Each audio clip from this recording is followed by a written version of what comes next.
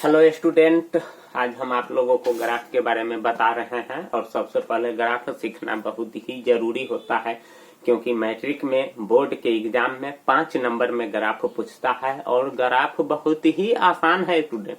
आप समझ रहे हैं कि मेरे लिए ग्राफ हल्का है, मेरे लिए ग्राफ भारी है, इसीलिए स्टूडेंट आज से आपके लिए ग्राफ हल्का ही हो जाएगा अगर आप इसको अच्छे तरह से समझ लीजिएगा तब। ठीक है स्टूडेंट, मेरे पास समीकरण है। समीकरण युग्म x + 2y = 3 तथा 4x + 3y = 2 का ग्राफ खींचे और हल करें। तो स्टूडेंट हम आपको इसका ग्राफ खींच करके बताएंगे कॉपी पर कि किस प्रकार से ग्राफ खींचा जाता है, कैसे बनाया जाता है। स्टूडेंट आज से आपकी समस्या दूर हो जाएगी। तो स्टूडेंट हम यहाँ देखते हैं कि मेरे पास समीकरण है x + 2y = 3। तो यहाँ हम क्या करते हैं स्टूडेंट, ये मेरा पहला समीकरण हो गया।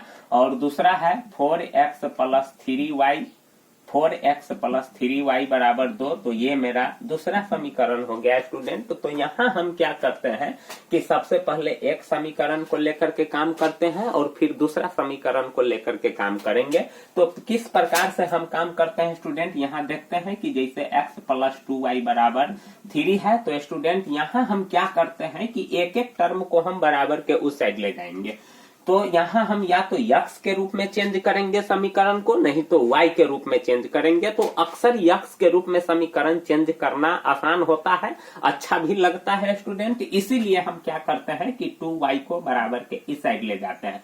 तो 2y मेरा प्लस है तो उधर जाएगा तो स्टूडेंट हो जाएगा माइनस। तो x बराबर हो जाएगा 3 - 2y। अब देखते हैं कि यहाँ तो x में कुछ नहीं लगा हुआ है, तो अब मेरा समीकरण यही खत्म हो गया, x का वैल्यू मेरा निकल गया। अब यहाँ क्या करते हैं स्टूडेंट कि हम बॉक्स बनाते हैं। इस प्रकार से बॉक्स बनाते हैं, इसमें हम 4 गो बॉक्स बनाते हैं। एगो में लिखते हैं x और एगो में लिखते हैं y। और हमेशा हम ग्राफ खींचने के लिए 3 गो मान निकालेंगे। 3 गो मान निकालने से स्टूडेंट यह फायदा होगा कि मेरा ग्राफ सही बन रहा है कि गलत बन रहा है, वह अंदाजा आपको लग जाएगा।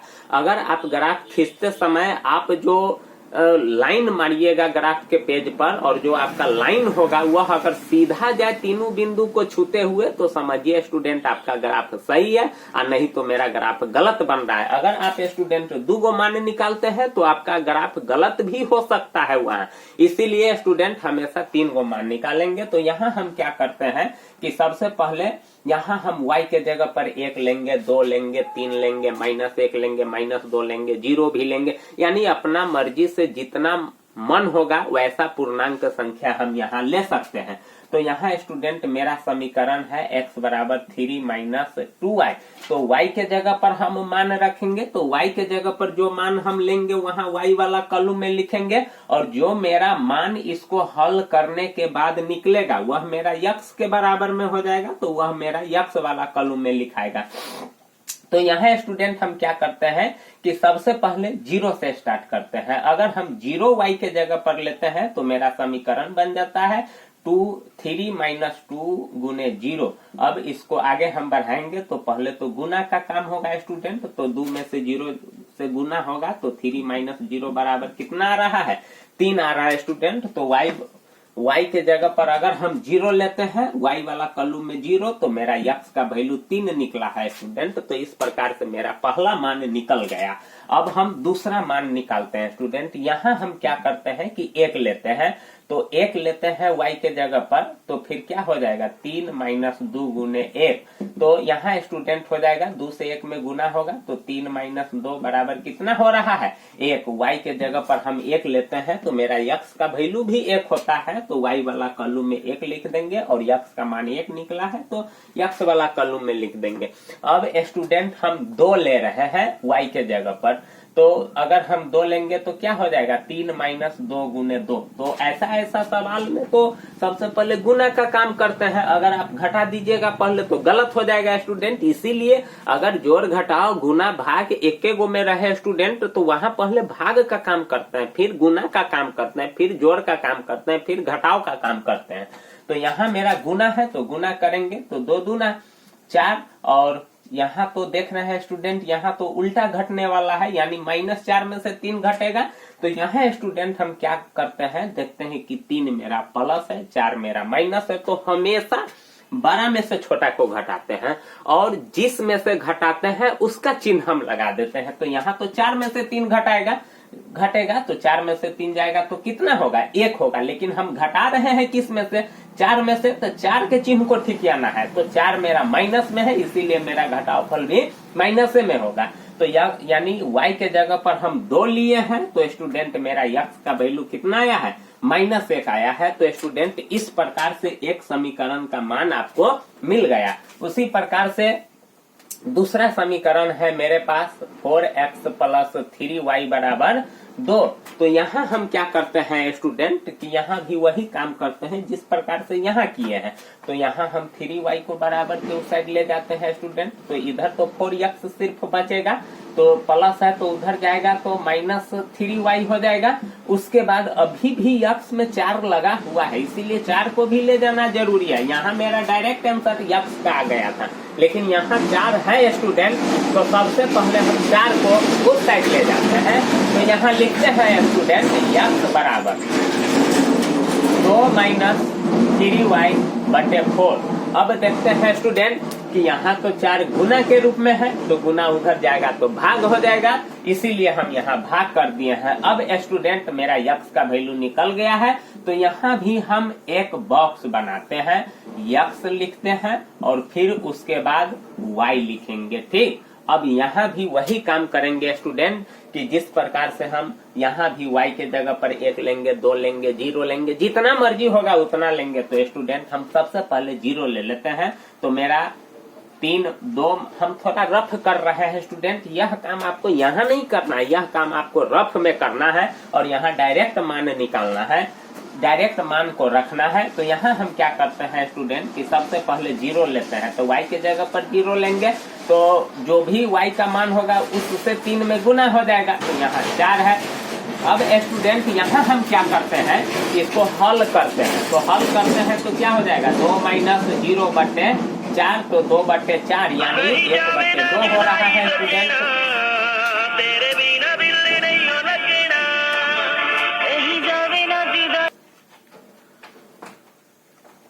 थोड़ा स्टूडेंट परेशानी हो गई थी, इसीलिए दिक्कत हो गया है। यहाँ देखिए स्टूडेंट कि सबसे पहले हम अगर यहाँ 0 लेते हैं तो मेरा इसका फाइनल आंसर आता है 1/2। तो यह 1/2 आधा होता है, 0.5 होता है। लेकिन ऐसा मान अक्सर हम छोड़ देते हैं, 0 को छोड़ करके कोई और दूसरा मान लेंगे ताकि वह पूर्ण संख्या में निकले, दशमलव में नहीं जाए। माइनस में भी चला जाएगा तो कोई दिक्कत नहीं है स्टूडेंट, लेकिन माइनस प्लस में पूर्ण संख्या होना चाहिए। तो यहाँ हम 0 को छोड़ करके 1 लेंगे स्टूडेंट। तो 3 से 1 में गुना करेंगे तो कितना हो जाएगा, -3/4, यानी -3 में से 2 जाएगा तो -1/4 स्टूडेंट। तो ये भी सही नहीं हुआ। चलिए फिर उसके बाद हम 2 लेते हैं स्टूडेंट। उसके सबसे पहले हम -1 भी लेकर के देख लेते हैं। तो -1 लेंगे तो -3 से -1 में स्टूडेंट गुना होगा तो +3 हो जाएगा। तो ये भी नहीं हुआ, 3 2 5 हो जाएगा। उसके बाद हम क्या करते हैं स्टूडेंट कि y के जगह पर -2 ले लेते हैं, तो 3 दूना 6 हो जाएगा, तो +6। यहाँ देखिए स्टूडेंट, अगर हम y के जगह पर -2 ले रहे हैं तो क्या हो जाएगा, 2 + 6, माइनस है तो माइनस में माइनस से गुना होता है तो +6, और 6 2 8/4, तो 4 दूना 8। तो स्टूडेंट अगर हम y के जगह पर -2 ले रहे हैं तो मेरा x का वैल्यू +2 आ रहा है। ठीक है, तो एक मान मेरा पुट हो गया। उसके बाद स्टूडेंट हम फिर दूसरा समीकरण, फिर दूसरा मान निकालते हैं। यहाँ हम -2 के बाद 3 लेते हैं तो स्टूडेंट क्या हो जाएगा, 3 × 3 हो जाएगा। तो 3 तिहाई 9 में से 2 घटेगा तो 7 हो जाएगा, जो 4 से कटेगा नहीं स्टूडेंट। तो कोई और हम -3 ले लेते हैं। तो यहाँ क्या हो जाएगा, 3 तिहाई 9 हो जाएगा स्टूडेंट, बटे तो 4 है ये है, 3 तिहाई 9 + 9/4 यानी 9 2 11/4 हो जाएगा स्टूडेंट। फिर उसके बाद ये भी नहीं सही हुआ और आगे मान लेते हैं, क्योंकि हमारे पास बहुत पूर्णांक संख्या है। 3 के बाद हम 4 ले लेते हैं। तो सबसे पहले यहाँ देखते हैं कि 4 तिहाई 12, तो 2 माइनस 12/4 यानी 12 में से 2 जाएगा तो 10/4 स्टूडेंट। तो ये भी पूरा पूरा नहीं कटेगा, हम -4 ले लेते हैं। तो यहाँ देख रहे हैं -4 लेते हैं तो 4 तिहाई 12 हो जाता है, तो 12 2 14 हो जाएगा। जैसे देखिए ना 4 तिहाई 12 तो 2 प्लस 12 तो 12 2 14/4 हो जाएगा स्टूडेंट। तो ये भी पूरा पूरा नहीं कटेगा, हम 5 ले लेते हैं स्टूडेंट। तो मेरा यहाँ हो जाएगा 5 तिहाई 15 में से 2 जाएगा तो 13 हो जाएगा। उसके बाद हम यहाँ -5 लेते हैं तो 5 तिहाई 15 2 17 हो जाएगा। 6 ले लेते हैं स्टूडेंट तो क्या हो जाएगा 6 18 और 18 में से 2 जाएगा तो यहाँ 6 मान ले सकते हैं, क्योंकि स्टूडेंट अगर 6 से आप ज्यादा लेते हैं तो जो बोर्ड के एग्जाम में जो पेपर दिया जाता है वो थोड़ा बड़ा होता है, इसीलिए आप वहाँ मैक्सिमम 8-10 तक मान ले सकते हैं। लेकिन मार्केट में जो कॉपी बिकता है उसमें आपको 5 से ज्यादा मान ले लीजिएगा तो आपको दिक्कत परेशानी हो जाएगा स्टूडेंट। तो उसके लिए आपको बड़ा पेज की जरूरत पड़ सकता है। तो यहाँ हम स्टूडेंट 6 ले सकते हैं। तो यहाँ अगर हम 6 लेंगे तो क्या हो जाएगा, y के जगह पर 6 ले रहे हैं तो चलिए हम y के जगह पर 6 ले लेते हैं। उसके बाद स्टूडेंट यहाँ क्या करते हैं कि यहाँ अब हम मान रखते हैं तो 6 18/4, तो 18 में से 2 जाएगा तो कितना हो जाएगा -18 में से 2 जाएगा तो -12 हो जाएगा। और उसके बाद 18 में से 2 जाएगा तो स्टूडेंट -16/4 हो जाएगा। तो 4 चौका 16 यानी -4 हो जाएगा। तो यहाँ हम देख रहे हैं स्टूडेंट कि हम 6 लिए हैं y के जगह पर, तो इसको हम गुना किए हैं तो 6 18, 18 में से 2 जाएगा तो 16 हो जाएगा, -16 होगा क्योंकि 18 में से 2 को हम घटा रहे हैं तो 16, 4 चौका 16 -4 हो रहा है। तो स्टूडेंट यहाँ मेरा x के जगह पर -4 आ गया। अब उसके बाद हम स्टूडेंट क्या करते हैं, अगर इससे भी बड़ा मान ले सकते हैं लेकिन लेने में थोड़ा परेशानी होगा, कॉपी पर खींचने में आपको दिक्कत होगी, इसीलिए थोड़ा हम दशमलव का भी बात कर लेते हैं। तो स्टूडेंट यहाँ सबसे पहले हम क्या करते हैं कि 1 ले लेते हैं या 2 ले लेते हैं। तो y के जगह पर हम 2 ले लेते हैं तो x बराबर क्या हो जाएगा 2 - 3 × 2/4, तो 2 - 3 दूना 6। यहाँ 2 ले लेते हैं तो 3 दूना 6/4, तो स्टूडेंट यहाँ क्या हो जाएगा 6 में से 2 जाएगा तो -4/4 यानी कितना आ रहा है -1 आ रहा है स्टूडेंट। यहाँ तो मान मिल ही गया है। तो सबसे पहले हम x के यानी y के जगह पर अगर हम 2 लेते हैं तो मेरा x का वैल्यू कितना आता है -1 आता है। तो स्टूडेंट इस समीकरण में भी आपका तीनों मान निकल गया और इस समीकरण में भी तीनों मान निकल गया। तो अब मान निकल गया तो अब इसका हमको ग्राफ खींचना है। तो ग्राफ खींचने के लिए सबसे पहले स्टूडेंट हम क्या करते हैं कि आपको कॉपी पर हम ग्राफ खींच करके बताते हैं कि कैसे क्या करना है स्टूडेंट। तो हमारे पास सारा सामान है, हम आपको बता रहे हैं कि सबसे पहले यह देख रहे हैं कि यह ग्राफ का पेज है और इस ग्राफ के पेज में देखते हैं कि छोटा छोटा वर्ग बना हुआ है, कुछ यानी कुछ बोल्ड लाइन है तो कुछ उससे भी कम बोल्ड है, तो कुछ ऐसा है जो बहुत ही पतला है। तो इसमें स्टूडेंट हम क्या करते हैं कि सबसे पहले स्केल से एगो x अक्ष खींचते हैं और y अक्ष खींचते हैं स्टूडेंट।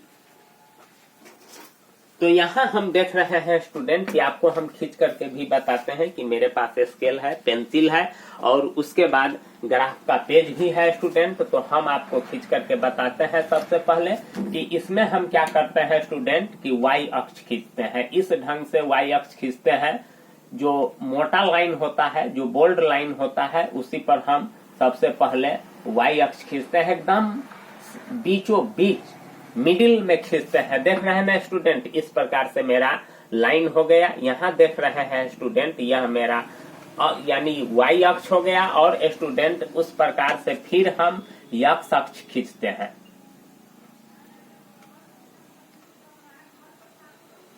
यहाँ देख रहे हैं स्टूडेंट कि मेरा अब y अक्ष भी खींचा गया, उसके बाद स्टूडेंट मेरा x अक्ष भी खींचा गया। इसका हम नाम रख देते हैं, यह x अक्ष है, x डैश उसके बाद ये मेरा y है और y डैश है। अब स्टूडेंट हम देख रहे हैं कि मेरे पास दो समीकरण है, एगो समीकरण का मान निकला हुआ है, दूसरे समीकरण का भी मान निकला हुआ है। तो सबसे पहले स्टूडेंट हम क्या करते हैं कि इसमें यानी नंबर लिखते हैं। जैसे यह मेरा जो सेंटर है, यह जो मेरा मूल बिंदु है, इसको x अक्ष कहते हैं और इसको y अक्ष कहते हैं। तो x अक्ष का जो सेंटर होता है वह 0 होता है। उसके बाद इधर जो मेरा दाएं साइड में होता है, 1 होता है स्टूडेंट, 2 होता है, 3 होता है, 4 होता है, 5 होता है, 6 होता है और 7 यानी 1 2 3। इधर जो स्टूडेंट होता है -1 होता है, -2 होता है, -3 होता है, -4 होता है, -5 होता है, -6 होता है। उसके बाद स्टूडेंट ऊपर की तरफ जाते हैं तो बढ़ते चले जाते हैं। तो ऊपर भी 1 होगा, 2 होगा, 3 होगा, 4 होगा, 5 होगा, 6 होगा यानी 6 होगा। उसके बाद नीचे स्टूडेंट घटते हुए जाते हैं तो -1 होगा, -2 होगा। ये जो लाइनिंग सब आप देख रहे हैं मोटा मोटा वाला सब, इसी पर हमको नंबरिंग करना है। -3 हो जाएगा, -4 हो जाएगा, -5 हो जाएगा, -6 हो जाएगा। इतना काम स्टूडेंट प्रत्येक ग्राफ में करेंगे। सबसे पहले x अक्ष खींच लेंगे, y अक्ष खींच लेंगे और उस पर जो मेरा नंबर होता है वह नंबर को भी लिख देंगे स्टूडेंट। तो सबसे पहले हम यहाँ देख रहे हैं कि मेरे पास पहले से मान आया हुआ है स्टूडेंट। तो यहाँ हम क्या करते हैं कि सबसे पहले इस समीकरण को देखिए, x मेरा 3 है तो x वाला अक्ष पर देखेंगे कि 3 मेरा कहाँ है। तो x वाला 3 में +3 है तो प्लस वाला इधर है, माइनस वाला इधर है, लेकिन है तो x अक्ष। तो यहाँ हम देख रहे हैं 3 मेरा यह है और y क्या है, 0 है। तो स्टूडेंट जब y 0 रहे और x का कोई मान रहता है तो वह x अक्ष पर ही होता है। अगर x 0 रहता है, y का अगर कोई मान रहता है स्टूडेंट तो वह y अक्ष पर होता है। लेकिन यहाँ तो x का मान दिया हुआ है स्टूडेंट, तो यही आपका मूल यानी 3 हो जाएगा x। तो यहाँ हम क्या करते हैं स्टूडेंट कि मान लिख देते हैं 3 और 0, एगो का मान हम लिख दिए। उसके बाद अब देखते हैं स्टूडेंट कि x में अगला 1 है और y में 1 है। तो फिर x में 1 और y में 1 तो ऊपर है क्योंकि दोनों प्लसे है। तो x 1 यहाँ है और y 1 यहाँ है। तो इसके सामने में और इसके सामने में यही है। तो यहाँ हम क्या कर देंगे, डॉट लगा करके उसको सर्किल कर देंगे यानी गोल कर देंगे और वहां लिख देंगे जिसका जो निर्देशांक है, जो कोऑर्डिनेट है वह हम लिख देंगे स्टूडेंट। उस प्रकार से हम फिर क्या करते हैं, यहाँ देख रहे हैं कि x मेरा -1 है तो स्टूडेंट इधर 0 के इस साइड प्लस है, इधर -1 है। तो अब स्टूडेंट हमको इधर ठीक आना है। तो -1 है और उसके बाद y मेरा 2 है तो -1 वाला यह है और y बराबर 2 है। तो मेरा स्टूडेंट यहाँ है तो क्या हो जाएगा, यहाँ पहले x का निर्देशांक और उसके बाद y का। तो देख रहे हैं स्टूडेंट कि अब मेरा 3 गो बिंदु यहाँ मिल चुका है। तो यहाँ क्या करेंगे स्टूडेंट कि अब स्केल को पकड़ करके सबसे पहले हम क्या करते हैं स्टूडेंट कि यहाँ इस तीनों को अब देखते हैं कि मेरा एक सीध में है कि नहीं है। अगर एक सीध में होगा तो इसका मतलब है कि आपका ग्राफ एकदम सही बन रहा है स्टूडेंट। तो इसका अब यहाँ से हम तीनों लाइन को एक सीध में करते हुए एक लाइन खींच देंगे। तो यहाँ से अब मेरा एगो समीकरण का ग्राफ खींचा गया है स्टूडेंट। अब उसके बाद मेरे पास एक और समीकरण है, उसका भी ग्राफ खींचना है। तो यहाँ भी हम देख रहे हैं कि x के जगह पर 2 है और y के जगह पर -2 है। तो यहाँ हम देख रहे हैं कि x के जगह पर 2 है और y के जगह पर -2 है। तो यहाँ मेरा बिंदु हो जाएगा, x वाला 2 है और y वाला -2 है। तो यहाँ हो जाएगा 2 -2 स्टूडेंट।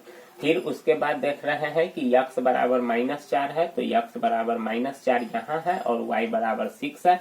तो यहाँ हम देखते हैं कि y -4 यानी x -4 और y का 6 यहाँ है। तो इसके लाइन को हम चलेंगे और 6 के सामने यहाँ है स्टूडेंट मेरा -4 और 6। देख रहे हैं ना स्टूडेंट कि यहाँ -4 है और 6 यहाँ है। तो यहाँ हो जाएगा। अब उसके बाद x -1 है तो x -1 है और y मेरा 2 है। तो यहाँ तो ऑलरेडी पहले से है। अब मेरा 3 गो बिंदु इसका भी मिल गया, एगो यहाँ मिल गया, एगो यहाँ मिल गया, एगो यहाँ मिल गया। तो स्टूडेंट इसको भी हम तीनों को देख लेते हैं कि मेरा एक सीध में है कि नहीं है। तो यहाँ भी हम देख रहे हैं स्टूडेंट कि मेरा तीनों एक सीध में है। तो उसके बाद हम क्या करते हैं स्टूडेंट कि यहाँ भी लाइन खींच देते हैं और देख रहे हैं कि मेरा तीनों बिंदु एक सीध में हो गया है स्टूडेंट, और दोनों साइड में थोड़ा तीर का चिन्ह बना देंगे।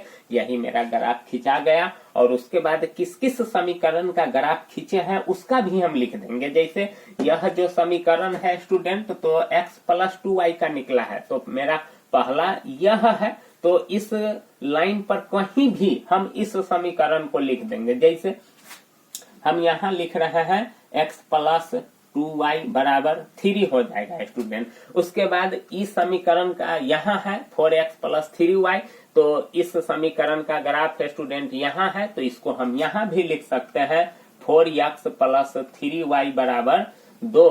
और उसके बाद हम देख रहे हैं स्टूडेंट कि यहाँ हमको सवाल में दिया हुआ था कि समीकरण युग्म इतना तथा इतना का ग्राफ खींचे और हल करें, तो हल भी हमको निकालना है स्टूडेंट। तो यहाँ हम हल लिख देते हैं कि यहाँ अब हल हम कैसे निकालेंगे, तो देखते हैं कि मेरा दोनों ग्राफ कटा है कहाँ, किस बिंदु पर कटा है। तो हम देख रहे हैं कि दोनों ग्राफ मेरा कट रहा है -1 और -2 पर, तो इसका मतलब है स्टूडेंट कि मेरा x -1 हो जाएगा और y मेरा 2 हो जाएगा, क्योंकि स्टूडेंट प्रत्येक निर्देशांक में पहला x होता है, दूसरा y होता है। तो यहाँ x बराबर -1 हो जाएगा और y बराबर स्टूडेंट मेरा 2 हो जाएगा। तो इस प्रकार से स्टूडेंट आप बनाइएगा तो आपका ग्राफ एकदम सही होगा और आपको 5 नंबर मिलेगा स्टूडेंट। तो अगर आप ग्राफ अच्छी तरह से समझ गए हैं स्टूडेंट, तो चैनल को सब्सक्राइब कीजिएगा, लाइक कीजिएगा, और आपके लिए आगे हम आपके लिए क्रैश कोर्स लेकर के आते रहेंगे स्टूडेंट। तो आप आज यही है, बस सिर्फ आज हम आप लोगों को ग्राफ बता देते हैं और दूसरे दिन फिर दूसरे विषयों पर हम चर्चा करेंगे स्टूडेंट।